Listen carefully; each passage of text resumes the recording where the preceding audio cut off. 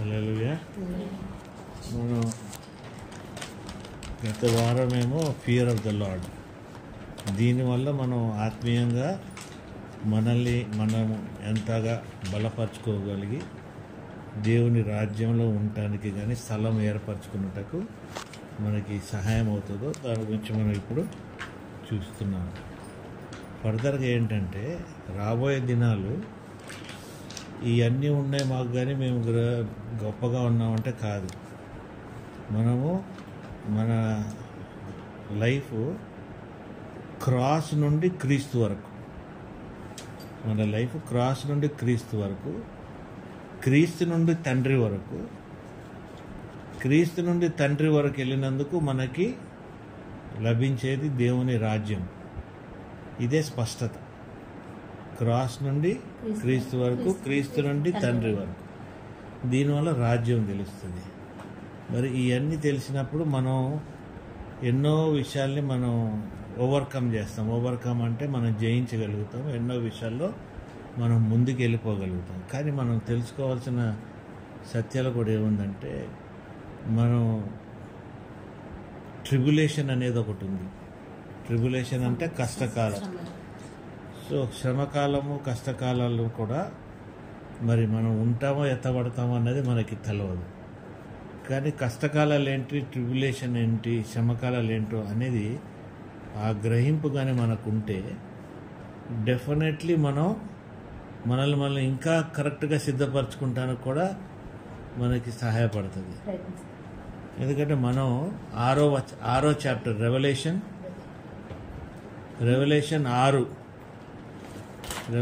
6 వరకు మనం 6వ చాప్టర్ వరకే చూసాం. తర్వాత రెవల్యూషన్ 7 నుండి మానేసాం. ఎందుకంటే మన గ్రోత్ ఇంపార్టెంట్. గ్రోత్ తర్వాత దాంట్లో దిగితే అప్పుడు మనకి రెవల్యూషన్ 7 నుండి మనకి ఏముందనేది కొద్దిగా అర్థమయ్యే అవకాశం ఉంటుంది. దాన్ని బట్టి మన ప్రిపరేషన్ కూడా స్ట్రాంగ్ ఉంటుంది. సో ట్రిబులేషన్ అనేది శ్రమకాలం అనేది చాలా ఇంపార్టెంట్. శ్రమకాల సమయంలో 7 సీల్స్ తెరవబడతాయి, 7 ముద్రలు. సో 7 సీల్స్ ఎందుట్లో ఉన్నాయి? 6లో ఉన్నాయి. 7లో కూడా మనం 5 దాకా 6 దాకా చూసాము. 5 దాకే చూసాము, 4 దాకా చూసి ఇంక వదిలేసాము. సో 7 ముద్రలు అయిపోయినాక 7 ట్రంపెట్స్ ఉన్నాయి. 7 ట్రంపెట్స్ అయిపోయినాక ఇద్దరు సాక్షులు వస్తారు కదండి. దాని తర్వాత ద బీస్ట్ అంటే సైతాన్, వాడు ప్రకటన అవుతాడు, ప్రకటించబడతాడు. వాడు ఏళ్తాం మొదలెడతాడు. ఓకే, బీస్ట్ అంటే అదే సైతాన్, అపవాది. వాడు మనుషులు అభియాస్ అన్నప్పుడు ఉంటాడు. వాడి ద్వారా వాడు మనకి డిక్లేర్ అవుతాడు. అర్థమైందా? అపవాది అభియాస్ అనే ఒక శక్తి అనుకో, ABYSS అభ్యాస్ అనే వాడితోనే వాడు బయటపడతాడు అన్నమాట.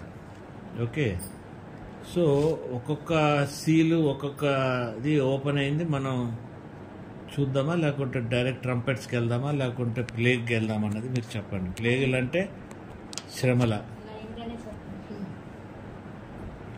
మనం వైట్ హార్స్ చూసేసాము, రెడ్ హార్స్ కూడా చూసాము, బ్లాక్ హార్స్ చూసేసాము, హతసాక్ష్యం చూసాము. ఈ సీల్స్ 4లో 7th seal prelude to trumpet ముందు జరిగేదాకా మనం చూసి 7వ దగ్గరికి 6లో ఆపేసాం. 7 నుండి మొదలెడదాం. 7 దగ్గర నుండి ఏమొస్తుందంటే ట్రంపెట్కే పోదాం డైరెక్ట్గా, సీల్ బదులు. ఏమంటారు? ట్రంపెట్ అంటే బూర. మొదటి బూర ఊదగానే మరి ఇక్కడికి వచ్చేటప్పటికి ఏంటంటే, ఇది అయిన తర్వాత మీకు ఎత్తబడే విషయాలు చెప్తా. ఎందుకంటే ఫస్ట్ ఈ భయం ఉండాలి మనకి. ఈ ట్రంపెట్, ఈ సీల్ భయం ఉన్న తర్వాత ఆ పరిశుద్ధులు ఎత్తబడేది స్టార్టింగ్లోనే ఈ గొడవలు ఇది మొదలెట్టక ముందు వెళ్ళిపోతారా? ఇది అయిన తర్వాత మిడ్ అంటే మధ్యలో 3 సంవత్సరాలు, 7 సంవత్సరాలు, 3.5 సంవత్సరాల తర్వాత ఎత్తబడతామా, లేదా మనము మొత్తం ట్రిబులేషన్ కష్టకాలం అంతా అయిపోయినాక ఎత్తబడతామా, ఈ 3 స్టేజెస్లో గ్రహించి మనం ఏ స్టేజ్లో వెళ్ళిపోతే బెటర్ అన్నట్టుగా మన సిద్ధపాటు మనకు ఉండాలి. మధ్యలోకి వెళ్దామా, ముందే వెళ్ళిపోదామా, లాస్ట్కి వెళ్ళిపోదామా. కాబట్టి ముందే వెళ్ళాలి అనుకుంటే ఇదన్నీ మనం ఒక్కొక్కటి చూసుకుంటూ వచ్చి అప్పుడు ట్రిబులేషన్ దగ్గరికి వెళ్తే మనకు ఒక గ్రహింపు వస్తుంది మనం ఏ స్థితిలో ఉన్నామని. అయితే ట్రంపెట్ విషయంలోకి వచ్చేవాడికి మొదటి ట్రంపెట్ ఏమో రెవల్యూషన్ 8:7 నుండి 7లో ఉంటుంది. ఏంటంటే ఆ ట్రంపెట్ మోగగానే హెయిల్ అంటే బాగా చదువు నేను 8:7 మొదటి దూత బూర ఊదినప్పుడు రక్తముతో మిళితమైన వడగండ్లను అగ్నియు పుట్టి భూమి పైన పడవేయబడిను. అందువలన భూమిలో 3వ భాగము కాలిపోయెను, చెట్లలో 3వ భాగమును కాలిపోయెను, పచ్చగడ్డి అంతయు కాలిపోయెను. మొత్తం గడ్డి, వెజిటేషన్, కూరగాయలు అన్నీ కూడా ఈ ఫస్ట్ ట్రంపెట్కి ఎగిరిపోద్ది. ఏది? రక్తం. ఒక రక్తము హెయిల్ స్టామ్ అంటే గాలివానగా రక్తంతో పడినప్పుడు ఇది అయిపోతుంది. నేను అనుకుంటాను ఈ రక్తం ఇదన్నది యేసు ఏ రక్తం అయితే మనకి ఇచ్చాడో ఆ రక్తంలో ఉన్న క్రోధమైన పార్ట్ ఏమో ఇది. The blood that has got that anger, maybe that is the one that wants to come back as vengeance. That is going to destroy మనం తినేది కానీ మనం చేసేది. మన సెక్యూరిటీ ఏంటి? ఫుడ్ సెక్యూరిటీ మన సెక్యూరిటీ. తిండి దొరికితేనే చాలు, that is our security. First కొట్టేసేది ట్రంపెట్ ఫుడ్ సెక్యూరిటీ. రెండో ట్రంపెట్ 8-9 వచనాలు. రెండవ దూత బూర ఊదినప్పుడు అగ్ని చేత మండుచున్న పెద్ద కొండ వంటిది ఒకటి సముద్రంలో పడవేయబడిను. అందువలన సముద్రంలో 3వ భాగము రక్తమాయెను. సముద్రంలోని ప్రాణము గల జంతువులలో 3వ భాగము చచ్చెను. ఓడలలో 3వ భాగము నాశనమాయెను. హల్లెలూయా. Second trumpet marine life is destroyed. అంటే ఏదో ఫ్రీగా దొరికే చేపలు కూడా దొరకవు అన్నమాట. ఇంకా దాంట్లో కూడా డ్రాగన్ గీగన్లు ఉంటాయి మిగిలేయి. దాని తర్వాత 3వ ట్రంపెట్ 10-11. 3వ దూత బూర ఊదినప్పుడు దివిటి వలె మండుచున్న ఒక పెద్ద నక్షత్రము ఆకాశం నుండి రాలి నదుల 3వ భాగం మీదను నీటి బుగ్గల మీదను పడెను. హల్లెలూయా. ఆ నక్షత్రమునకు మాచిపత్రి అని పేరు. అందువలన నీళ్లలో 3వ భాగం మాచిపత్రి ఆయను. నీళ్లు చేదైపోయినందున వాటి వలన మనుషులలో అనేకులు చచ్చిరి. అది ఇంకా భయంకరం కదండి. థర్డ్ ట్రంపెట్ వచ్చేటికి it is going to become called Wormwood will fall up from heaven poisoning the third of the earth fresh water. Revelation 8. 1/3 of the water అంతా కూడా డిస్ట్రాయ్ అయిపోద్ది. అంటే తాగుతానికి మనకి మంచినీళ్ళు కూడా కష్టమైన సమయం. థర్డ్ అయినాక ఫోర్త్, ద థర్డ్ అంటే 12. 4వ దూత బూర ఊదినప్పుడు సూర్యచంద్ర నక్షత్రములలో 3వ భాగము చీకటి కమ్మునట్లును, పగటిలో 3వ భాగమున సూర్యుడు ప్రకాశింపకుండునట్లును, రాత్రిలో 3వ భాగమున చంద్ర నక్షత్రములు ప్రకాశింపకుండునట్లును వాటిలో 3వ భాగము కొట్టబడెను. మరియు నేను చూడగా ఆకాశ మధ్యమున ఒక పక్షిరాజు ఎగురుచు బూరలు ఊదబోచున్న 3 దూతల బూరల శబ్దములను బట్టి భూనివాసులకు అయ్యో అయ్యో అయ్యో అని గొప్ప స్వరముతో చెప్పుట వింటిని. అంటే చీకటి అయిపోద్ది. ఇంకా డార్క్నెస్. దెర్ ఈజ్ డార్క్నెస్ అయితే ఏమవుద్ది? మన స్కిన్ గిన్ను గజ్జి అంతా ఫిజికల్గా కూడా మనకి అది డేంజరస్. మరి ఇటు ఈ పరిస్థితి అంతా కూడా మనమే కాకుండా మన ఫ్యామిలీ కూడా ఈ స్థితిలో మనం పిల్లలు ఇప్పుడు ఎంతో మురిసిపోతున్న పిల్లలు, ఎంతో మురిసిపోతున్న భర్త, ఎంతో మురిసిపోతున్న పిల్లం, వాళ్ళందరూ కూడా వీటిలోనే నడుపుతారు. మరి ఇవన్నీ మనకి ఫ్యామిలీస్, చుట్టాలు, అమ్మ నాయన ఈ అందరూ కూడా ఉండిపోయి ఇవన్నీ మనం ఫేస్ చేయాల్సిన అవసరం మనకు ఉందా అన్నది మనం గమనించాలి. ఏముంది అది?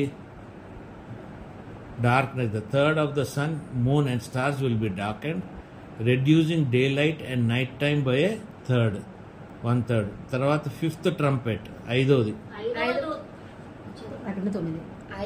9-1-12 వరకు చదువు. 5వ దూత బూర ఊదినప్పుడు ఆకాశము నుండి భూమి మీద రాలిన యొక్క నక్షత్రము చూచితిని. అగాధము యొక్క తాళం చెవి అతనికి ఇయ్యబడెను. అతడు అగాధము తెరవగా పెద్ద కొలిమిలో నుండి లేచు పొగ వంటి పొగ అగాధములో నుండి లేచెను.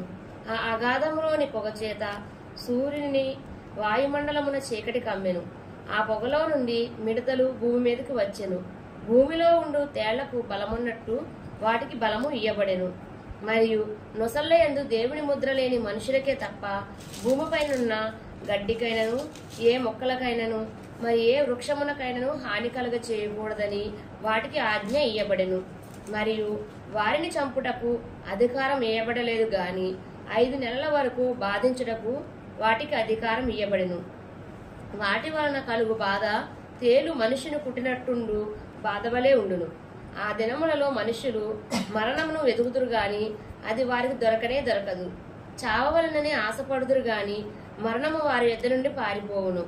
ఆ మిడతల రూపములు యుద్ధమునకు సిద్ధపరచబడిన గుర్రములను పోలి ఉన్నవి. బంగారము వలె మెరయు కిరీటముల వంటివి వాటి తలల మీద ఉండెను. వాటి ముఖములు మనిషి ముఖముల వంటివి. స్త్రీల తల వెంట్రుకల వంటి వెంట్రుకలు వాటికి ఉండెను. వాటి పండ్లు సింహపు కోరవలే ఉండెను. ఇనుప మైమరువుల వంటి మైమరువులు వాటికి ఉండెను. వాటి రెక్కల ధ్వని యుద్ధమునకు పరిగెత్తునట్టి విస్తారమైన గుర్రపు రథముల ధ్వని వలె ఉండెను. తేళ్ల తోకల వంటి తోకలను కొండ్లును వాటికి ఉండెను. 5 నెలల వరకు వాటి తోకల చేత మనుషులకు హాని చేయుటకు వాటికి అధికారం ఉండెను. పాతాళపు దూత వాటిపైన రాజుగా ఉన్నాడు. హెబ్రీ భాషలో వానికి అబద్దోనని పేరు. గ్రీసు దేశపు భాషలో వారి పేరు అపుల్లియోను. మొదటి శ్రమ గతించెను. ఇదిగో మరి 2 శ్రమలు ఇటు తరువాత వచ్చును. This is first one. ఈ ఫస్ట్ ట్రిబ్యులేషన్ లోనే మనం ఇంత భయంకరంగా చూస్తున్నాం. మిడతలు దాని క్యారెక్టరు అవి ఎట్లున్నాయి 5 నెలల వరకు మనల్ని పీడిస్తూనే ఉంటాయి. అంటే ఇది ఇంకా మరి ఇంత టార్చర్ మనం తట్టుకోవాల్సిన అవసరం నాకు అనిపించట్లేదు. ఇది ఎట్ట జరుగుద్దో ఏం జరుగుతుందో కూడా మనం చూడాల్సిన అవసరం నాకైతే అనిపించట్లేదు. ఎందుకంటే ఈ మిడతలేంటి, పులిలాగా ఉంటామేంటి, మనిషి ముఖం ఏంటి, అవి ఇప్పుడు మామూలు ఇరాక్ బాంబులు యూట్యూబ్లో చూస్తేనే ఆ బాంబులు వేలుతుంటేనే ఇంత సౌండ్లు వస్తున్నాయంటే మరి ఈ పరిగెత్తుతుంటే వచ్చే సౌండ్లు ఎట్లున్నాయో ఏంటి, అసలు ఎంత నరకం మనం చూడబోతున్నాం అన్నది చాలా డేంజరస్ థింగ్. అయితే మనమైతే చూడొద్దులే. మన దేవునిలో మన స్థలం మనం ఏర్పరచుకున్నాం కదా. క్రీస్తు నుండి తండ్రి వరకు ఏర్పరచుకునే స్థలాన్ని మనం ఏర్పరచుకున్నాం. దాని తర్వాత 6th ట్రంపెట్.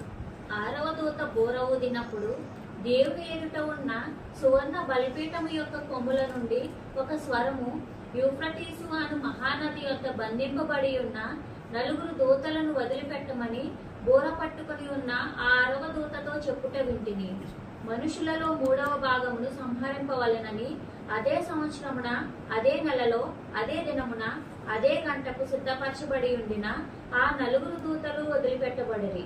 గుర్రపు రౌతుల సైన్యముల లెక్క 20 కోట్లు. వారి లెక్క ఇంత అని నేను వింటిని. మరియు నాకు కలిగిన దర్శనమందు ఇలాగు చూచితిని. ఆ గుర్రములకును వాటి మీద కూర్చుండి ఉన్న వారికి నిప్పు వలె ఎరుపు వర్ణము, నీల వర్ణము, గంధక వర్ణముల మైమరువులుండెను. ఆ గుర్రముల తలలు సింహపు తలల వంటివి. వాటి నోళ్లలో నుండి అగ్ని ధూమ గంధకములు బయలువెడలుచుండెను. ఈ 3 దెబ్బల చేత అనగా వీటి నోళ్లలో నుండి బయలువెడలుచున్న అగ్ని ధూమ గంధకముల చేత మనుషులలో 3వ భాగము చంపబడెను. ఆ గుర్రముల బలము వాటి నోళ్ల యందును వాటి తోకల యందును ఉన్నది. ఎందుకనగా వాటి తోకలు పాముల వలె ఉండి తలలు కలిగినవైనందున వాటి చేత అవి హాని చేయును. ఈ దెబ్బల చేత చావక మిగిలిన జనులు దయ్యములను చూడను, వినను, నడువను శక్తి లేనివై బంగారు, వెండి, కంచు, రాయి కర్రలతో చేయబడిన తమ హస్తకృతములైన విగ్రహములను పూజింపకుండా విడిచిపెట్టినట్లు మారు మనసు పొందలేదు. మరియు తాము చేయుచున్న నరహత్యలను, మాయమంత్రములను, జార చోరత్వములను చేయకుండానట్లు వారు మారు మనసు పొందిన వారు కారు. అంటే మ్యాసివ్ ఆర్మీ కదా. ఇక్కడ డెత్ ఉంది. మళ్ళా దానికంటే ముందు ఉన్న ట్రంపెట్లో డెత్ లేదు. ఆ శ్రమలో నువ్వు సావాలన్నా కూడా సస్తానికి అవకాశం లేదు. ఏది మిడతలు ఉన్నప్పుడు. ఇక్కడికి వచ్చేలోడికి నీకు మరణం అనేది మళ్ళా కొందరికి ఉన్నది. దాని తర్వాత 7వది 7th ట్రంపెట్ ఈస్ రెవల్యూషన్ 11:15 నుండి 19. రెవల్యూషన్ 11. 7వ దూత బూర ఊదినప్పుడు పరలోకములో గొప్ప శబ్దములు పుట్టెను. ఆ శబ్దములు, ఈ లోకరాజ్యము మన ప్రభువు రాజ్యమును, ఆయన క్రీస్తు రాజ్యము ఆయను. ఆయన యుగయుగముల వరకు ఏలుననెను. అంతటా దేవుని ఎదుట సింహాసనులకు ఆ 24 పెద్దలు సాష్టాంగపడి దేవునికి నమస్కారము చేసి, వర్తమాన భూత కాలముల్లో ఉండు దేవుడువైన ప్రభువా, సర్వాధికారి, నీవు నీ మహా బలమును స్వీకరించి ఏలుచున్నావు గనుక మేము నీకు కృతజ్ఞతాస్తుతులు చెల్లించుచున్నాము. జనములు కోపగించినందున నీకు కోపం వచ్చెను.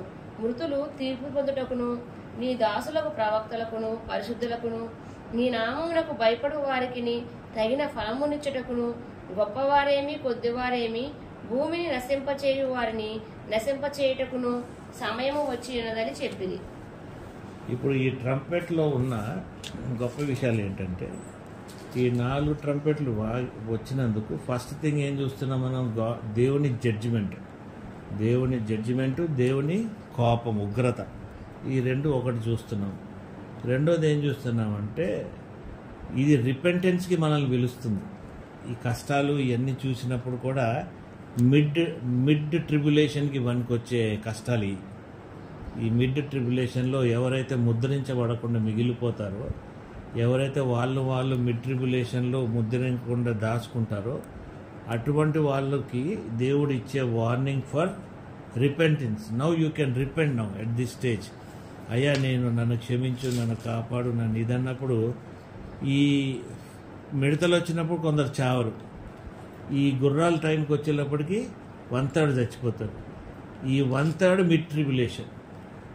ఈ 1/3 ఎవరైతే ఉన్నారో రిపెంట్ అయ్యి ఉన్నారు కాబట్టి వీళ్ళకి దేవుడు మిడ్ ట్రిబ్యులేషన్ కాబట్టి చివరికి వచ్చేటప్పటికి వాళ్ళకి ఏం కనబడుతుంటుంది? దేవుని రాజ్యం కనబడతా ఉంటుంది. దేవుని మహిమ అక్కడ వాళ్ళు, కృపని మహిమని వాళ్ళు చూస్తుంటారు. యేసు రాజ్యాన్ని కూడా వాళ్ళు చూడగలిగే అవకాశం వస్తుంది. అదే ఇప్పుడు మనం ఏడో ట్రంపెట్లో చూసిన విషయం. అంటే ఒక chance, there is 1 more mid tribulation chance లాగా దేవుడు ఇస్తున్నాడు. ఆ 7వ ట్రంపెట్కి వచ్చేటప్పటికి మళ్ళీ మనం ఏం చూస్తున్నామంటే, అసలు మామూలు వర్షాలు పడి ఉరుములు వస్తేనే మన గుండె అదురుతూ ఉంటుంది. మరి ఈ 7ట్లో ఫస్ట్ హెయిల్ స్టాము, రక్తము, ఫుడ్ లేకపోతాం, స్టార్వేషన్, ఇవన్నీ నీ ఫ్యామిలీతో పాటు నువ్వు ఎన్ని భరిస్తూ ముందుకెళ్ళాలంటే ఆ 7వ ట్రంపెట్ దాకా రావాలన్నా కూడా కష్టమైన విషయం. మధ్యలోనే మనం వాడికి చెప్పేస్తాం, ముద్రేసేసారా బాబు, తిండి దొరకట్లేదు. ఎందుకంటే మనం ఇప్పుడే దేవుని ఆజ్ఞ గైకొనక ఏ లోకంలో సంబంధించిన సుఖాలకి మనం అలవాటు పడిపోయి వాటికి మనం ఆల్రెడీ కాంప్రమైజ్ అయిపోయాం. కాబట్టి ఇక ట్రిబ్యులేషన్లో కష్టకాలంలో వీటికి కూడా కాంప్రమైజ్ అవుతాం అనేది పెద్ద కష్టం కాదు. ఎందుకంటే ఇప్పుడు నువ్వు నీ పిల్లల్ని కఠినంగా పెట్టి శిక్షించి దేవుని భయభక్తులు నువ్వు పెట్టలేవు, నువ్వు పెట్టదలుచుకోవు. అర్థమైందా? నువ్వు ఉండవు, నీ భర్త ఉండడు, నీ భార్య ఉండదు, మీరందరూ కూడా ఫ్రీగా అలవాటు అయిపోయినప్పుడు ఈ ట్రిబ్యులేషన్ స్టార్ట్ అయిన తర్వాత నిష్టగా గొప్పగా నువ్వు ఉంటావని గ్యారంటీ ఏంటి? దీంట్లో కూడా నువ్వు ఎత్తబడతావని గ్యారంటీ ఏంటి? మీకు అర్థమవుతుందండి? అక్కడ కూడా నువ్వేమవుతావు? కాంప్రమైజ్ అయిపోతావు. అటు మిడతలు వస్తే నువ్వు కరవకు, నువ్వు ఏది చెప్తే నేను అది వింటాను, నువ్వు నాకు రేషన్ ఇచ్చే చాలు, మంచినీళ్ళు ఇచ్చే చాలు, నీళ్లు లేవు మాకు, మా ఫిల్టర్ పని చేయట్లేదు, అది పని చేయట్లేదు, భూమి లోపల కూడా నీళ్ళు ఉండవు నీకు ఈ స్థితిలో. అంటే ఇంత భయంకరమైన స్థితి నుండి మనం నడవాల్సిన అవసరత మనకు ఉందా అన్నది కూడా మనం గ్రహించుకోవాలి. ఇది first warning, first stage of ట్రిబ్యులేషన్లోనే ఈ 7 ట్రంపెట్స్ వచ్చేసాయి. ఈ సీల్ వలన వచ్చే శబ్దాలకి, సౌండ్లకి, ఈ 7 సీల్లు ఓపెన్ అవుతున్న దానికే సగం మనం ఇప్పుడు భయపడుతున్నాం. అందులో ఎన్నో సీల్స్ ఓపెన్ అయినాయి. దీంట్లోనే ఇరాన్ కొడుతుందని, ఇరాక్ కొడుతుందని, హెజ్బుల్లా అని, మనుషులని, ఇదని అదని కన్ఫ్యూజన్, అబద్ధాలు, మనుషులు జరిగే విషయాలు కానీ, తల్లి కొడుకుని, కొడుకు తండ్రిని, అసలు ఎక్కడ చెప్పిన ప్రతి ఒక్కటి ఫుల్ఫిల్మెంట్లోనే జరుగుతూ ఉంది. ఇదే మన మైండ్ని, మన పీస్ ఆఫ్ మైండ్ని లాగేసి మనల్ని నార్మల్గా ఉంచట్లేదు. మరి ఇవన్నీ స్టార్ట్ అయిన తర్వాత మనం ఇంకా ఎలాగా నార్మల్గా ఉండగలుగుతాం అన్నది కూడా మన ఇండివిజువల్గా మనం గ్రహించుకోవాలి. ఎందుకంటే కష్టమైన విషయాలు ఇక్కడ దాకా కూడా మనం వెళ్తాం అనేది అనవసరం. మనం ఇదే స్టేజ్లో ఇక్కడే మనం అటో ఇటో ఉండాలి. లేదా నీవు నీ ఫ్యామిలీని నీ పిల్లల్ని నువ్వు కంట్రోల్ చేయలేకపోతావు, నీ వల్ల కావట్లేదంటే మన స్థితిలో మనం ఉండటం బెటర్. ఎందుకంటే బైబిల్లో ఒక దగ్గర ఉంది, నీ చెయ్యి నీకు అడ్డు వస్తుంది అనుకో, నీ చెయ్యని నువ్వు కట్ చేసేయి. నీ కన్ను నీకు అడ్డు వస్తుంది అనుకో, నీ కన్ను నువ్వు తొలగించుకో. ఇప్పుడు నీ భర్త నీ కన్ను అవ్వచ్చు, నీ భార్య నీ కన్ను అవ్వచ్చు, నీ పిల్లలు రేపు నీకు సపోర్ట్ ఇచ్చి నీ చెయ్యి కాళ్ళలాగా నడిచే దానికి నీ పిల్లలు ఉండొచ్చు. ఈ అడ్డు వస్తున్నాయంటే తీసిపారనొక నువ్వు ఇక వాళ్ళకి నువ్వు వాళ్ళకి కాంప్రమైజ్ అయ్యి దేవుని భయం కానీ దేవుని వాక్యం కానీ దేవుని సన్నిధిలో కానీ భయపెట్టి నువ్వు దేవునిలో నడిపించుకోకుండా నువ్వు వాళ్ళని నువ్వు అలాగా ఫ్రీగా వదిలేసి సరే వాళ్ళు భయపడుతున్నారు, వాళ్ళు జరుగుతున్నారు, ఇది మీకే కాదు, అది నాకు కూడా included. This is included for me also. When the situation comes, when things are moving in this direction, మరి ఇటువంటి పరిస్థితుల్లో ఉన్నప్పుడు మనం ఎలాగ కాంప్రమైజ్ అవుతుంది నేర్చుకుంటున్నాం. ఇక్కడ నుండి మనం టఫ్గా ఉంటేనే కదా తర్వాత కాంప్రమైజ్ కూడా కాకుండా మనం ఒకవేళ మనం ఉండిపోతే మనలో మార్పు లేకపోతే, మన మైండ్ మారలేదు, మన స్పిరిట్ మారలేదు, మన సోల్ మారలేదు, మన శరీరాంతో ఉన్న అటాచ్మెంట్స్ మారలేదు, ఇవన్నీ ఇలాగ ఉన్నామంటే మరి నెక్స్ట్ లెవెల్ ఎట్లా అన్నది మనం గ్రహించుకోవాల్సిన అవసరత ఎంతో ఉంది. మళ్ళా ఆ భయంకరమైన స్థితిలో కూడా దేవుడు నీకు రిపెంటెన్స్కి ఒక అవకాశం ఇస్తున్నాడు. నువ్వు ఆ 1/3 పోతానికి, చచ్చిపోయి వెళ్ళిపోతానికి, పరలోకానికి, దేవుని రాజ్యం తెరవబడటానికి అవుతుంది. మిగిలిపోయిన వాళ్ళకు కూడా దేవుని రాజ్యం వాళ్ళు గ్రహించగలిగే శక్తి వాళ్ళకు ఉంటుంది. శక్తి అంటే తెలుసుకుంటూ ఉంటారు, అంటే నిజమైన దేవుడు ఇతనే నిజమైన, ఎందుకంటే అన్ని విధాలుగా మీకు అర్థమైపోతుంటుంది. అప్పుడు సత్యం ఏంటనేది మీకు అర్థమైపోతుంది. మనం ఎవరితో నడుస్తుంది, ఇక ఏందో ఇక వీడితో బతికినా ఏదో అని ఇక మన సైతాన్తోని వీడితోని మనం లైఫ్ కాంప్రమైజ్ అయిపోతూ ఉంటాం. హల్లెలూయా. తర్వాత the trumpets set the stage for final events of tribulation including the return of Jesus Christ. రెండో రాకడి. మొదటి రాకడి ఏంటి? మనల్ని పరిశుద్ధుల్ని ఎత్తబడటానికి వస్తాడు. కాబట్టి పరిశుద్ధుల్ని ఎత్తబడటానికి వచ్చినప్పుడే మనం సిద్ధంగా ఉంటే బెటర్. మనము మన పిల్లలు ఇప్పుడు మన ప్రయాసం అంతా ఏంటి? పరిశుద్ధులతో పాటు మనం కూడా పరిశుద్ధంగా ఉండి, పరిశుద్ధులుగా మనం ముద్రించబడి, పరిశుద్ధులుగా ఉండి మనం ఎత్తబడాలి కదా అని మనం ఉండే పరిస్థితి అయితే మంచిది. ఆ పరిస్థితి కూడా లేదు అంటే మరి పరిస్థితి అనేది మనం చాలా ఆందోళనకరమైన పరిస్థితి. నువ్వు ఉండిపోతే నీ భార్య ఉండిపోతే, నీ భార్య ఉండిపోతే, ఎందుకంటే నీ తలాంతలు కదా ఇవన్నీ కూడా. నీ పిల్లలు ఉండిపోతే నువ్వు ఉండిపోతావు, నీ పిల్లలు వెళ్ళిపోయి నువ్వు ఉంటావంటే అది కుదరదు. You have to have balance. Spiritual balance అనేది చాలా కరెక్ట్గా ఉండాలి ఫ్యామిలీకి. Everybody should be under the commitment. కన్వీనియన్స్తో ఉండొద్దు.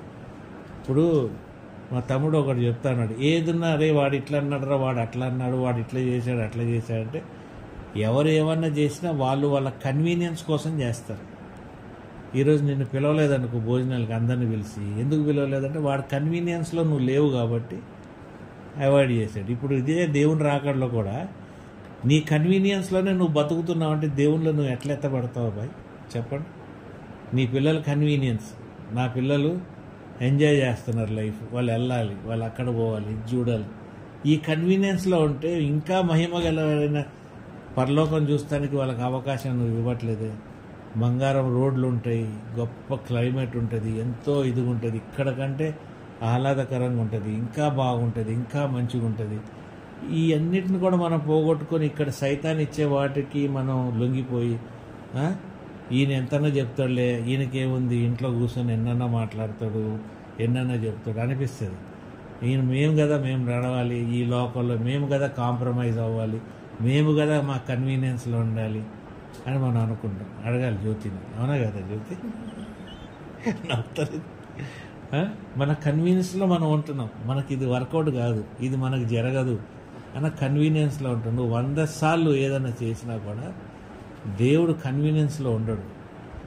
God is only by righteousness and judgement, by his truth.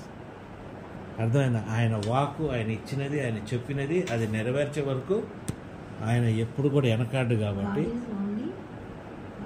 Whole righteous, truth, life, వే.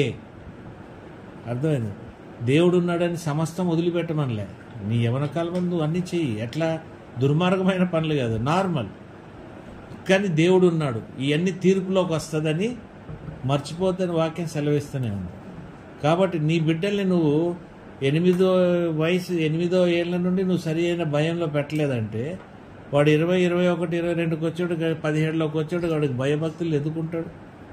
నువ్వు ఏ ఏజ్లో నుండి పెట్టాలి? ఈరోజు మేము వాక్యంలోకి వచ్చామో దేవుళ్ళలో ఉంటున్నామంటే చిన్నప్పుడు మాకు వేసిన ఫౌండేషనే, ఎటు పోయినా కూడా మేము జడ్జిమెంట్లోకి వస్తామన్న భయమే మమ్మల్ని దేవుళ్ళలోకి తెచ్చింది. హల్లెలూయా. మీకు అర్థమైందండి? మీ పిల్లల్ని అడగండి, వాక్యాలు కంట చెప్పమని చెప్పలేరు. చెప్తారా? ఎన్ని వాక్యాలు చెప్పగలుగుతారు? ఎంతమంది వాటిలో కూర్చోబెట్టి పిల్లల్ని దేవుని భయము, దేవుని జడ్జిమెంట్లోకి నడిపించినారు? ఏ రోజన్నా నెలకు ఒక రోజు పెట్టుకొని ఈ నెల మన పిల్లల్ని ఇది అసలు ఇజ్రాయెల్ యూదులు అంత గొప్పగా అంత గట్టిగా ఉంటున్నారంటే దేవుని వాళ్ళ పట్ల కూడా అంత గొప్పగా ఉండి అన్ని యుద్ధాలు అన్నిటికీ ఆయన నిలబడుతున్నాడు. వాళ్ళ జ్ఞానానికి నిలబడుతున్నాడు, వాళ్ళ ఫైనాన్సెస్ వాళ్ళన్నిటికీ దేవుడు నిలబడుతున్నాడు. అంటే 8వ వయసు నుండే వాళ్ళని దేవుని భయభక్తుల్లో, దేవుని సన్నిధిలో, దేవుని వాక్యంతో, దేవుడిచ్చిన ఆజ్ఞలు గైకుంటూ వాళ్ళని అంత మూఢంగా, అంత మూర్ఖులుగా వాళ్ళని పెంచుతున్నారు. వాళ్ళు లోకమంతా వాళ్ళని చెడ్డోళ్ళు అంటది, లోకమంతా వాళ్ళని చంపేయాలంటది, లోకమంతా వాళ్ళు ఇదంటది. ఎందుకు? వాళ్ళ మూర్ఖమైన జీవితాలు వాళ్ళు జీవిస్తున్నారు. కాబట్టి నువ్వు ఒక జూ ఒక జైనిస్ట్, ఒక జూ వాడి సందులోకి పోయినావంటే వాళ్ళు ఉండే ఏరియాలో నేను రాళ్లతో కొడతారు. ఎందుకు? అన్యులతో, పనికిరానులతో వాళ్ళతో ఉండకూడదు అన్నాడు దేవుడు అని. అంత మూర్ఖంగా ఉంటారు. కానీ ఆ మూర్ఖత్వానికి జడ్జిమెంట్ వాళ్ళకు ఉంది. ఆ యుద్ధాలు, ఇవన్నీ కష్టాలు, అది నీకు నాకు ఈ కష్టం లేదు. మనకి ఇంకా మోర్ ఫ్రీడమ్ ఉంది. ఈ ఫ్రీడమ్ ఉన్నప్పుడు ఈ ఫ్రీడంలోనే మనం మన ఫ్యామిలీస్, మన జీవితాల్లో మనం సరిదిద్దుకుంటే మనకి దేవుని సన్నిధిలో, దేవుని రాకడలో, దేవుని పిలుపులో మనం గొప్పగా ఎత్తబడిగే మనకు అవకాశాలు ఉన్నాయి. మరి మనం ఎందుకు కాంప్రమైజ్ అవుతున్నాం? ఎందుకు కన్వీనియంట్ జీవితం? కన్వీనియంట్ అంటే తెలుగులో ఏంటండి? తెలుగులో కన్వీనియన్స్ అంటే ఏమంటారు? మనకి అనుకూలతలో బతికేస్తట్లా. నాకు ఇది అనుకూలంగా ఉంది, నా పిల్లలకి ఇది అనుకూలంగా ఉంది, నా భర్తకి ఇది అనుకూలం. అరే ఎందుకురా బాబు అనుకూలత? ఎంత అనుకూలతతో నువ్వు బతుకుతావు? అనుకూలతనే కదా మన ప్రాణాలు తీసేది. మన అనుకూలతలోనే మనం ఎన్నో పోగొట్టుకునే అవకాశాలు మన జీవితాల్లో ఉంది. కాబట్టి ఒక డెసిషన్ తీసుకోవాలి. ఏం డెసిషన్ తీసుకోవాలి? మేము ఏ స్థితిలో ఉండాలి? మా ఫ్యామిలీ ఏమంటే మీరు వచ్చేస్తే దేవుని సన్నిధిలో గొప్ప కాదు. నేను వస్తున్నాను, నేను వాక్యం వింటున్నాను, నేను వెళ్ళి నీ పిల్లల సంగతి ఏంటి? నీ భర్త సంగతి ఏంటి? నీ కుటుంబం సంగతి అంటే మీరు వచ్చేయండి ఇక్కడ రోజు అని అనట్లేదు. మీరున్న స్థలంలో ఎంతవరకు మీరు వాక్యాన్ని కట్టుకుంటున్నారు? మీరు శిలువ నుండి క్రీస్తు వరకు ఎంత నడిచారు? క్రీస్తు నుండి తండ్రి దాకా ఎంత నడుస్తున్నారు? మీ నడక ఎంత దూరం వచ్చింది? ఎంత గంభీరంగా ఉంది? ఎంత బలంగా ఉంది? ఎంత విశ్వాసంతో ఉంది? ఎంత నీతితో కప్పబడి ఉంది? ఇవన్నీ కూడా గ్రహించుకొని మీరు దాన్ని బట్టి మీరు జీవించాల్సిన అవసరత ఎంత ఉంది. ఇంకా మీరు ఇప్పుడు ఈ స్టేజ్లో మీరు కాంప్రమైజ్ అవుతాను లేదు. ఎందుకంటే నెరవేర్పులన్నీ మీరు చూస్తున్నారు, మీ కళ్ళతో చూస్తున్నారు, డైలీ చూస్తున్నారు, ఎవ్రీ మినిట్ మీరు చూస్తున్నారు, టీవీలో చూస్తున్నారు, రీల్స్లో చూస్తున్నారు, అబద్ధాలు ఎంత జరుగుతుందో చూస్తున్నారు, ఫాల్స్ ప్రాపగండా ఎంత ఉన్నదో చూస్తున్నారు. మనుషులు పనికిరాని గొప్ప భయంకరమైన లగ్జరీల్లో ఎట్లా బతుకుతున్నారో చూస్తున్నారు. ఇదంతా కూడా కష్టమైన విషయమే కదా. ఇవన్నీ చూస్తుంటే ఏంట్రా బాబు జీవితం ఎట్లయిపోతుంది, లోకం ఎట్లయిపోతుంది. కొన్నప్పుడు నా జీవితం చూసే నాకు భయం వేస్తూ ఉంటుంది. నా జీవితం చూసే నాకు అనిపిస్తుంది, అరే నేను కరెక్ట్ లేనేమో, నేను ఎందుకు సరిగ్గా లేను, నేను ఎందుకు ఇంకా స్ట్రిక్ట్గా లేను, నేను ఎందుకు ఇంకా సరే దీనికి చేయాల్సిన అవసరం ఏముంది, ఇంకా ప్రార్థన చేయాలి, ఈ ప్రార్థన ద్వారా వాడిని మార్చాలి. మనం ఫస్ట్ పాట పాడాం కదా, ఏం పాట అది? ఏంది? ఏం మార్చలేవు నువ్వు? నీ పిల్లలు మార్చుకోలేవా? నీ కుటుంబాన్ని మార్చుకోలేవా? నీ జీవిత స్టైల్ మార్చుకోలేవా? కొన్ని మార్చుకున్నందుకు ఈ స్థితిలో ఉన్నాం. దేవుడు మంచి స్థితి ఇచ్చాడు. ఇంకా మార్చుకుంటే మనం ఎత్తబడే స్థితిలో ఉంటాం. నాకు మా ఇంట్లో ఈ సిల్వరు, గోల్డ్, ఈ బొమ్మలు, ఈ డిజైన్లు ఇవన్నీ చూస్తే లగ్జరీ అనిపించి భయం వేస్తుంది. దేవా మేము లగ్జరీలోకి వెళ్తున్నామా? చివరి రోజుల్లో నువ్వు బైబిల్లో రాసావు, people become lovers of self. వాళ్ళని వాళ్ళు సంతృప్తి పరుచుకుంటాం, వాళ్ళు ఇది చేసుకుంటూ ఉంటారు కదా లాస్ట్ డేస్లో ఎవరికాడు. అటువంటి స్థితిలో మనం ఉంటున్నామా? అటువంటి స్థితి మనకు వద్దు దేవా. Help us to be humble. నీకు అర్థమవుతుందండి, help us to be simple. ఏంటి దేవా ఇంకా ఎంతకాలం ఎటువంటి స్థితి మనది, ఇంకా మనం ఏం చేయాలి ఏంటి, ఇవన్నీ కూడా చాలా ఇంపార్టెంట్ విషయాలు. ఇది మనం గ్రహించాల్సిన సమయము, గ్రహించాల్సిన జీవితం. Preparation for the end is very important. దేవుడు నీకు సమయం ఇచ్చాడు, ఇంకా నీకు కొద్దిగా టైం నడుస్తుంది, ఈరోజు రేపు అన్నట్టు ఉంది. మరి ఇంకెందుకు సమయం వేస్ట్? మన లాస్ట్ స్టేజ్లో ఉన్నాం, ఈవెంట్స్ ఆఫ్ ట్రిబ్యులేషన్లో ఉన్నాం. క్రీస్తు మధ్యాకాశానికి వచ్చేసే సమయం వచ్చేసింది. మరి ఇటువంటి సమయంలో ఇంకా మనం ఫ్రీగా ఉందాం, ఇంకా మనం ఎంజాయ్ చేద్దామంటే మరి ఇది చాలా భయంకరమైన విషయం. ఇప్పుడు ఈ సైతాను మనకి వీడు ఎవడైతే అపోలియానో వీడు అబయస్ వీళ్ళు బయటపడతారో, మరి వాళ్ళు మనకి బయటపడిన తర్వాత మనం బతకగలిగే విధానం ఏంటి అన్నది కూడా కష్టమే కదా. ఇప్పుడు మామూలుగా వెళ్తుంటే మనం అక్కడ ఇక్కడ ఎవడన్నా బాగా రంగు పూసుకొని బాగా మీసాలు పెట్టుకొని కూడా కత్తిలు పెట్టుకొని పోతుంటేనే మామూలు మనిషిని చూసి భయపడతాం. మరి అటువంటిది ఈ సమయాల్లో వీడు బయలుపరచబడుతున్నప్పుడు మన పరిస్థితి ఏంటి కదా. నాకెందుకు ఒక ఫస్ట్ థెస్సలోనియస్ ఒకసారి చదువు, నాకేదో ఫస్ట్ 3:4 3వ అధ్యాయం 4వ వచనం ఏంటి? ఎవడనూ కదిలింపబడకున్నట్లు మిమ్మల్ని స్థిరపరచుటకును మీ విశ్వాస విషయమై మిమ్మల్ని హెచ్చరించుటకును మన సహోదరులను క్రీస్తు సువార్త విషయంలో దేవుని పరిచారకుడినైన తిమోతిని పంపుతుంది. మేము మీ వద్ద ఉన్నప్పుడు మనము శ్రమను అనుభవింపవలసి ఉన్నదని మీతో ముందుగా చెప్పుతుంది కదా, అలాగే జరిగినది. ఇది మీకును తెలియను. అట్టి శ్రమలను అనుభవించుటకు మనము నియమింపబడిన వారమని మీరు ఎరుగుదురు. ఫస్ట్ వర్డ్స్ అది ఒకసారి. ఎవడనూ కదిలింపబడకున్నట్లు మిమ్మల్ని స్థిరపరచుటకును మీ విశ్వాస విషయమే మిమ్మల్ని హెచ్చరించుటకును. ఇదే అప్లికబుల్ మనకి. మీరు we should not be moved from your faith, you should not be moved from your, ఇది హెచ్చరిక మీకు. మీరు ఎటు కూడా అటు ఇటు కాకుండా ఉండటానికి దేవునిలో అంతా జీవితం బాగా బతికేసేసి లాస్ట్కి వచ్చినాక అరే నన్ను మిడత, నన్ను కొయ్యకే, నన్ను కాటేయకే, అరే గుర్రా నన్ను ఏం చేయబాకే, ఎందుకండి అడుక్కునే బతుకు? రాయల్గా బతికేస్తే అయిపోలే? ముందు పుట్టినప్పుడు ఎట్లా రాయల్గా ఉన్నావో వెళ్ళిపోయేటప్పుడు కూడా రాయల్గా వెళ్ళిపోతే దాని సంతోషం వేరు కదా.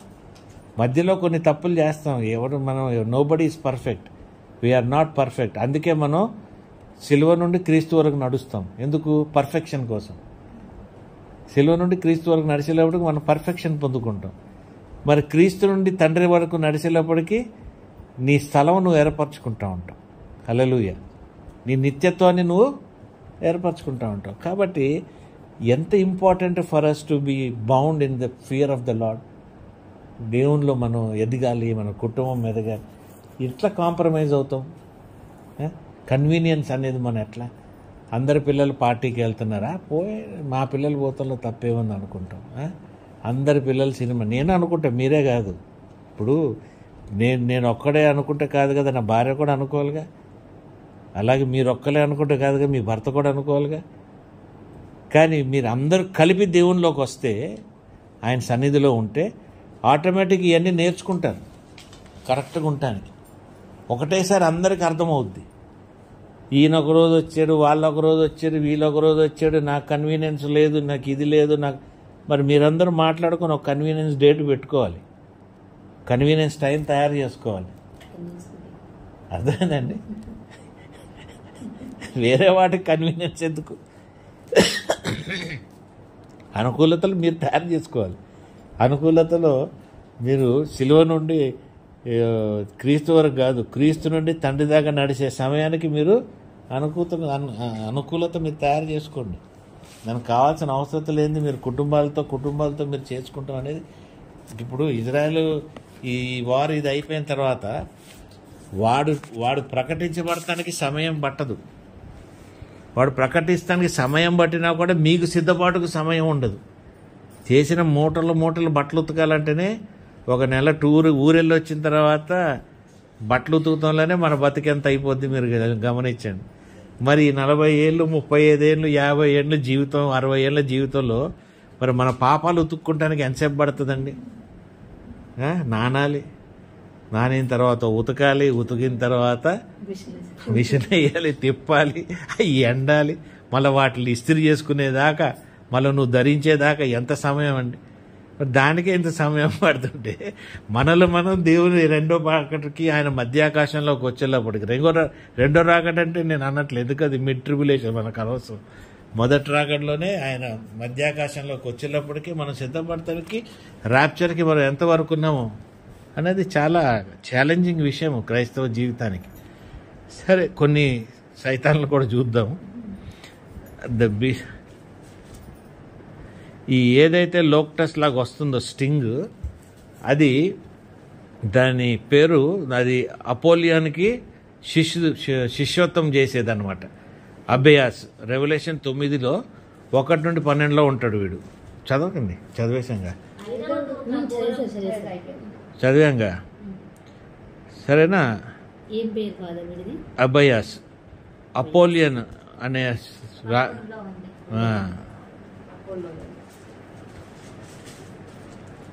వాడి శిష్యుడు వీడు. వీడెవరు? వీడే ఆ కుట్టే మిడత. అబయాసే అపోలియస్కి శిష్యుడు అబయాస్. ఈ అబయాసే ఆ మిడతలాగా వస్తాడు. వీడు ఎక్కడి నుండి వస్తున్నాడు? వీడు అంతులేని బాటంలెస్ పిట్ నుండి వస్తున్నాడు. వీడు బాటంలెస్ పిట్ నుండి వీడు బయటకు వస్తున్నాడు. ఎక్కడుంది అది? వీడి ఆరిజిన్ స్పిరిచువల్ డార్క్నెస్లో నుండి వస్తున్నాడు. అర్థమైందా? ఈ ఈ ఈ అంత బాటంలెస్ పిట్ కానీ, ఆ లోతును కానీ, ఏంటంటే మన జీవితాలు కూడా ఇటువంటి చీకటి లోతుల్లోనే ఉంది. మన కుటుంబం, మన పిల్లలు, మన జీవితాలు, మన బంధువు మిత్రులు, మన అందరం కూడా దానికి సింబల్ ఈడు. అందుకే వస్తున్నాడు. ఆ లోతులో ఉండి వచ్చి మనం వేసే కొండ ఎట్లుంటుందండి ఇతరులకి? ఎవడన్నా కౌంటర్ ఇవ్వగానే మనం ఇచ్చే కౌంటర్ ఎలాగుంటుంది? బా కొట్టిందిరా ఆడికి, వాడు మనల్ని కొట్టాడురా, బా గుచ్చుకు. ఇదే సేమ్ క్యారెక్టర్. ఇది సింబలైజింగ్ అవర్ ఓన్ నేచర్. ఈ అభయాస్ కూడా సేమ్ థింగ్. ఎదురోడిని ఇబ్బంది పెట్టి, ఎదురోడి కష్టాలని నువ్వు ఎంజాయ్ చేసి, ఎదురోడు భయంకరమైన స్థితిలో ఉంటే మనం కావాలి వీడికి, వీడు ఒకరోజు మనతో చేయలేదా, మన అనలేదా, ఇవన్నీ కూడా కొండి బుద్ధులు మనకు వచ్చాయి ఈ వీడి దగ్గర నుండి.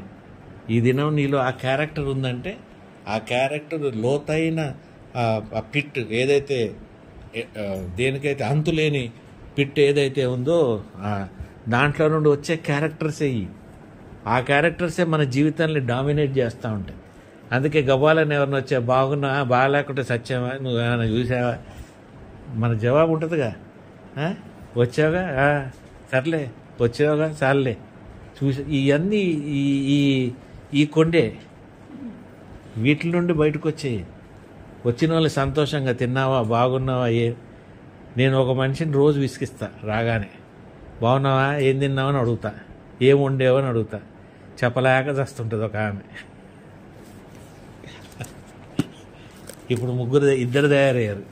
ఇటు సాగు కొడుతుండే అంటే ఒక మంచితనం. You are asking something good, that good thing that should come out from your heart in the morning, in the evening, in the night, when you see your people. But what we do, మనం we go negative negative negative negative. ఈ కొండే ఈడే ఈ అపోలియన్. ఈ అపోలియన్ కాడే రేపు ముద్రలు కూడా ఎత్తుకొస్తుంటాడు. ఆడే నిన్ను ముద్రించుకుంటూ ఉంటాడు. అర్థమైంది? ఈ ముద్దరే నీకు రేపు ఎత్తబడటానికి కష్టమైన సమయం. నేను ఒకసారి ముద్ర పడిందంటే అయ్యే పని కాదు. కాబట్టి అసలు ఆ ముద్ర దాకా కూడా మనం ఎందుకు రావాలి? ఆ ఛాలెంజ్ కూడా మనకి ఎందుకు? నువ్వు నీతిమంతుడు, పరిశుద్ధుడివి, దేవునితో కనెక్ట్ అయి ఉన్నావు, నీ ఆత్మ సంపూర్ణంగా ఉంది, నీ సోల్ సంపూర్ణంగా ఉంది, నీ శరీరాన్ని నువ్వు కంట్రోల్ చేసుకొని ఉన్నావు. Your body, spirit and your soul is in line with God. దానికి కావాల్సిన డెడికేషన్ నీకు ఎక్కడుంది? నువ్వు ఏం ఎతుకుతున్నావు? Simple anointing ఎతుకుతున్నావు. నిన్న కూడా ఒక పాస్టర్ నీకు అనాయింటింగ్ వస్తుంది, నీకు పవర్ వస్తుంది, నీకు బలం వస్తుంది. అరే, అనాయింటింగ్ అనేది responsibility. Anointing doesn't come. What comes as a gift is only a mercy of God. అర్థమైందండి? దేవుని గ్రేస్ వల్ల నీకు పొందుతుంది. అనాయింటింగ్ వల్ల నీకు అది వచ్చేసి అనాయింటింగ్ కాదు. Anointing comes because it is a responsibility. నీ బాధ్యత కోసం, నీకు రెస్పాన్సిబిలిటీ కోసం అనాయింటింగ్ వస్తుంది. అనాయింటింగ్ నువ్వు తీసుకున్నావంటే నాకు భాషలు వచ్చేసాయి, నాకు అది వచ్చేసింది, నాకు అనాయింటింగ్ ఈజ్ నాట్ దాట్.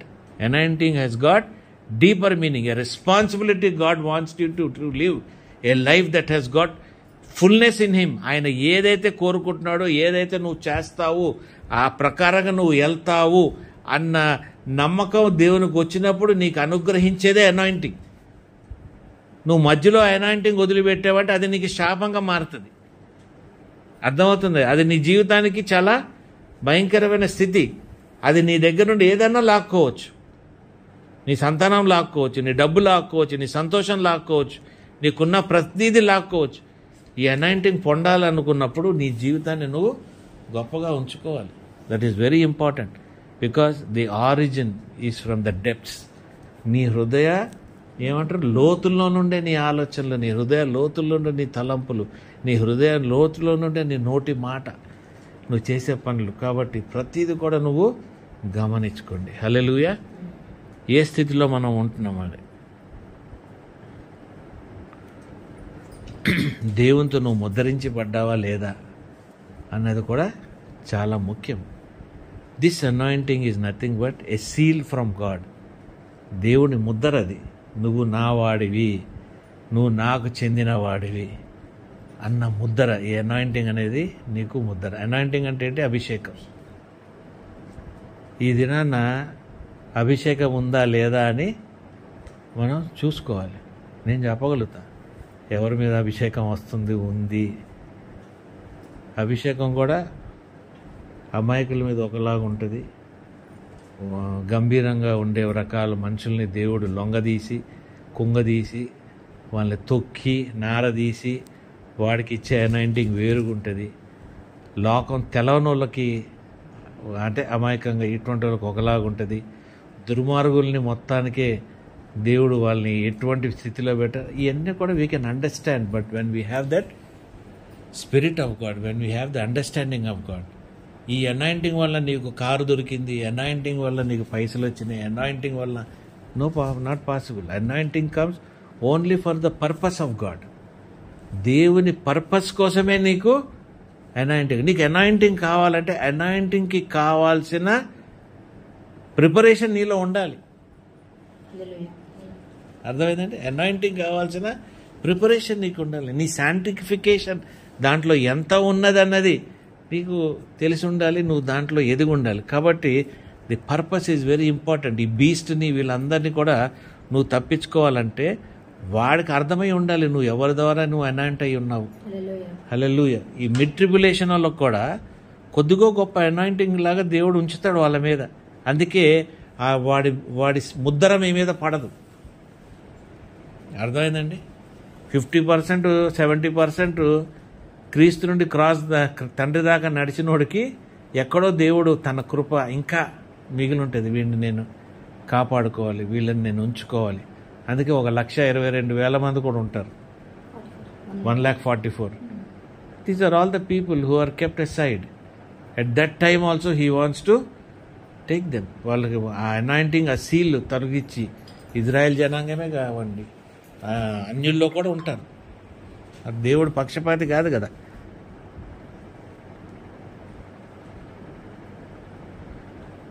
ఈ ముద్ర ఏం చేస్తుందంటే మనిషిని చావనీయదు. ఈ స్టింగ్ ఏదైతే ఉందో ముద్ర కదా, ఏమంటుందండి, ఈ కొండె, ఇది మనుషులు చావనీయదు. దాని purpose is not to kill. Its purpose is to give you trouble, to tell you are not sealed by God. దేవునితో నువ్వు ముద్రించలేదు అని నీకు చెప్పుతానికి అది కురుస్తూ ఉంటుంది.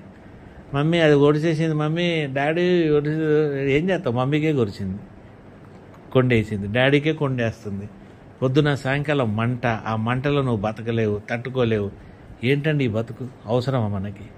మీరు ఆలోచించండి. మీరు ఇంతగా ప్రేమించిన పిల్లలు ఉన్నారుగా, వాళ్ళని ఇటువంటి పరిస్థితుల్లోనే ఇంతగా ప్రేమించిన నీ భర్త ఉన్నాడే, మీ నాయన ఉన్నాడు, మీ అమ్మ ఉన్నాడు, మీ చెల్లి ఉంది, మీ అక్క ఉన్నది, వీళ్ళందరినీ మనం ఎటు నడిపిస్తున్నాం? మనల్ని చూసన్నా వాళ్ళు మారే స్థితిలో వాళ్ళని పెట్టాలి కదా. అవునా కదండి? మీరు చెప్పండి మీరు. హల్లెలూయా. నేనేం భయపడ్డా. I'm telling you the truth how we can manage our self. ఈ సమయంలో మనం ఎంత గొప్పగా గంభీరంగా ఉంటాం అన్నది ఇంపార్టెంట్ కాదు, ఎంత జాగ్రత్తగా మనల్ని మేనేజ్ చేసుకుంటాం అనేది మనకి ఇంపార్టెంట్ సమయం ఇది. నిన్ను నువ్వు ఎలాగా నిలబెట్టుకుంటున్నావు, నిన్ను నువ్వు ఎలాగ ఏర్పరచుకుంటున్నావు. నాకు వరిగా ఉంది కొన్ని రోజుల నుండి, పీస్ లేదు. అంటే నాలో తప్పుండి పీస్ కాదు, లోకాన్ని చూస్తున్నా, నా సంఘాన్ని చూస్తున్నా. పొద్దున్న 3 గంటల ప్రార్థన అదే అడుగుతున్నా, నా సంఘాన్ని బలపరచు, నాతో ఉన్న వాళ్ళని బలపరచు దేవా. ఇళ్ళలో ఎవరో ఒకళ్ళు మిస్ అవ్వకూడదు, నేను కరెక్ట్గా ఉండాలి, నాకు వాక్యం సరిగ్గి, నేను వాక్యం నువ్వేం చెప్పాలనుకుంటున్నావు నాకు తెలియపరచు. దేవుడు నాకు నడిపిస్తున్నాడు.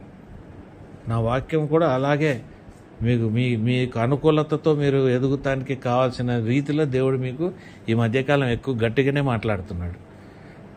ఎందుకంటే we know the time is bad. మన ముందే చూసేస్తున్నాం, వాడు బాంబు వేసేస్తాను, న్యూక్లియర్ బాంబు అంటున్నాడు, అన్నీ చూస్తున్నాం. మనం చూడనేది ఏం లేదు. దాంట్లో డిసెప్షన్ చూస్తున్నాం, మోసం చూస్తున్నాం. ఎంత మన తెలుగు న్యూస్ ఎంత అబద్ధాలు ఆడుతుంది, వాళ్ళు ఎంత అబద్ధాలు, ఇవన్నీ చూస్తున్నాం. సత్యం ఏందో ఎవరికీ తెలియదు ఈరోజు వరకు. అక్కడ ఏం జరుగుతుందో, ఇజ్రాయెల్లో ఏం జరుగుతుంది, పాకిస్తాన్ ఇండియాకి జరిగిన వార్లో ఏం జరుగుతుందో తెలియదు, యుక్రెయిన్ రష్యా వార్ మనకు తెలియదు, ట్రంప్ గాడు ఎంత మోసంగా ఉన్నాడో మనకు తెలియదు, మన ఓన్ మినిస్టర్లు వీళ్ళు ఎంత మోసం, మనకేం తెలవట్లేదు సత్యం. You are not able to fathom the truth. నువ్వు ఒకటే సత్యం నువ్వు పట్టుకోగలుగుతావు, అది యేసుక్రీస్తు సత్యం. I'm the way, he is the truth. ఈ ట్రూత్నే నువ్వు పట్టుకొని నడవగలిగే సమయం ఇది. ఈ సమయం నువ్వు, నీ పిల్లలు, నీ బిడ్డలు, నీ కుటుంబం, నీ బంధువు మిత్రులు, నీ సంఘం ఈ సత్యాన్ని పట్టుకొని నడవలేకపోతే మాత్రం మనం చాలా డేంజరస్ సిట్యువేషన్స్లో ఉన్నాం. మనం ఇక్కడ మన నీ క్యారెక్టర్ని బయటికి తీసుకొచ్చేదే ఈ మిడత. అర్థమైందండి? నీ క్యారెక్టర్ అంటే ఉండిపోయిందనుకో, ముద్రించబడలేదని దానికి అర్థమైపోయిన వాళ్ళకి ఇది. నువ్వు ముద్రించబడలేదనుకో, అంత చుక్కబడినా నీకు ప్రాబ్లం లేదు, నక్షత్రాలు పడినా నీకు ప్రాబ్లం లేదు, చీకటి అయినా నీకు ప్రాబ్లం లేదు. ఎందుకంటే నువ్వు ముద్రించబడలేదు. ఇంకా నీకు హోప్ ఉంది. 3.5 సంవత్సరాల తర్వాత నువ్వు ఎత్తబడే నీకు హోప్ ఉంది. కాబట్టి 3.5 సంవత్సరాలు నడిచేద్దామని అనుకోబాకండి, అది కూడా కష్టమే. ఒక మామూలు ఉరితేనే మనం భయపడతాం, ఇల్లంతా గుడుగుడు అంటది, అటువంటి అద్దాలు పగిలిపోతుంటాయి, ఉండటానికి స్థలం ఉండదు. ఏమంటే న్యూక్లియర్ ఇది ప్రొలిఫరేషన్స్, గజ్జి, చీకట్లో ఏమొస్తుంది, గజ్జి, కుష్ఠరోగాలు ఇవి తప్ప మన స్కిన్కి ప్రాబ్లము, తిండికి ప్రాబ్లము, ఫుడ్ అరగదు, తినలేవు, మిడతలు, గుర్ర, అసలు మనకి ఈ స్థితి ఇన్ని చుట్టూరు ఏదొచ్చి మీద పడుతుందో తెలియదు. పిల్లలు తీసుకొని కొండల వైపు పరిగెత్తావు, కొండల్లో దాచుకుంటావు, నా మీద పడు నక్షత్రమా నన్ను చంపేసాయి, నీకు మరణం లేదు, నీకు మరణం లేదు. అది ఇంకా మరీ భయంకరం. ఇంకా ఉండయా, ఇంకా 3.5 సంవత్సరాలు ఉంది. 3.5 సంవత్సరాల తర్వాత నువ్వే మరణిస్తావు. టైమి హల్లెలూయా. భయంకరమైన విషయం. కాబట్టి మనం నెగ్లిజెంట్గా ఉండొద్దు. ఈ అపోలియన్ అనేది డెస్ట్రాయర్. వాడు he will destroy your faith, he will destroy everything. వాడి చేతుల దాకా కూడా మనం వెళ్ళకూడదు, వాడిని చూడాల్సిన అవసరత కూడా మనకు లేదు. ఎందుకంటే మనం పరిశుద్ధులుగా ఉండాలి. మనం పరిశుద్ధులుగా ఉండాలంటే వీటితో మనకేం పని అండి? అర్థమవుతుందా? హల్లెలూయా. హీబ్రూలో అపోలియన్ అంటే డిస్ట్రక్షన్, డిస్ట్రాయర్. వీడు అన్ని సైతాన్లలో హై ర్యాంకింగ్లో ఉన్నవాడు అనమాట. లూసిఫర్ తర్వాత లీడర్షిప్స్లో. ఇప్పుడు లూసిఫర్ ఒక్కటే పెద్దది, కానీ దానికి సంబంధించిన లైన్లో కొన్ని ఉంటాయిగా, కొన్ని గిఫ్ట్లు ఉన్నాయి, కొన్ని వాటికి పొందుకున్న స్పెషల్ ఆ లైన్లో వీళ్ళు కూడా సీనియర్సే.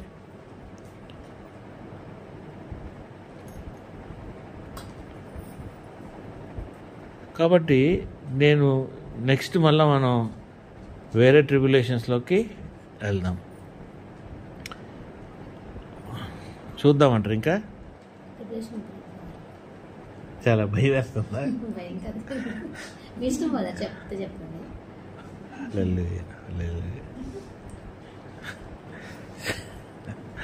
So what is important now is how do we prepare as a church.